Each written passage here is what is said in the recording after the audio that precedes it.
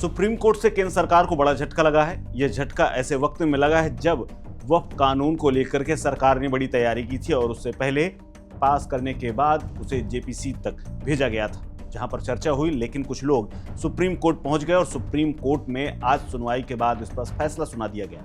फैसले में कई बड़ी बातें सामने आई। हालांकि राहत की बात यह रही कि वक्फ कानून पर किसी प्रकार का कोई रोक या फिर किसी अन्य प्रकार की कोई टिप्पणी नहीं की गई, लेकिन कुछ धाराओं पर सुप्रीम कोर्ट ने रोक लगा दी है और वो धाराएं ऐसी हैं जिन पर सरकार का काफ़ी जोर था। जैसे कि वही व्यक्ति वक्फ को संपत्ति दान कर सकता है जो 5 साल से इस्लाम की प्रैक्टिस कर रहा हो, यानी इस्लाम धर्म का पालन कर रहा हो। इसके अलावा कमेटी में गैर मुस्लिमों की सिर्फ 3 सीटों को लेकर के भी सुप्रीम कोर्ट ने एक राय दी है। इसके अलावा धारा 374 को भी रोक दिया गया है। हालांकि इस पूरे मामले को लेकर के कांग्रेस के नेता और सांसद इमरान प्रतापगढ़ी ने अपनी बड़ी जीत बताया है और ये कहा है कि वक्फ बोर्ड में सुप्रीम कोर्ट ने जो फैसला दिया है वो वक्फ कानून की आत्मा को रोकता है। क्या कुछ कहा है इमरान प्रतापगढ़ी ने, सुनिए। शुक्रिया। ये बहुत अच्छा फैसला है और सरकार की साजिश और सरकार की मंशा पर माननीय उच्चतम न्यायालय ने बड़े पैमाने पर रोक लगा दी है, अंकुश लगा दी है।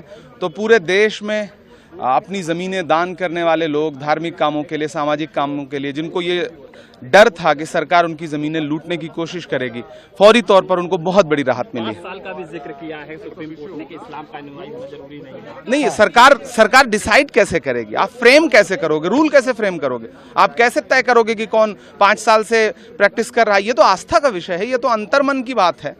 तो माननीय उच्चतम न्यायालय ने इन तमाम संवेदनात्मक पहलुओं को और छोटे छोटे पहलुओं को देखा है। तो मैं बहुत खुश हूं और मुझे अच्छा लग रहा है। एक बहुत बड़ी लड़ाई है इस देश में वक्फ की ज़मीनों को बचाने की, हम उस लड़ाई को लड़ते रहेंगे। शुक्रिया। ये बहुत अच्छा फैसला है और सरकार की साजिश और सरकार की मंशा पर माननीय उच्चतम न्यायालय ने बड़े पैमाने पर रोक लगा दी है, अंकुश लगा दी है।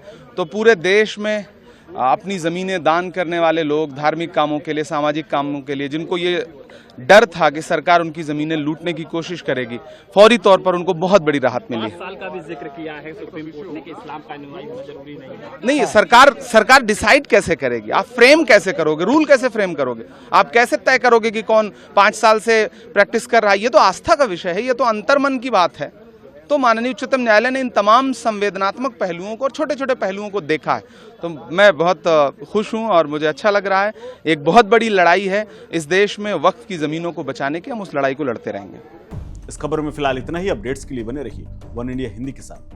नमस्कार।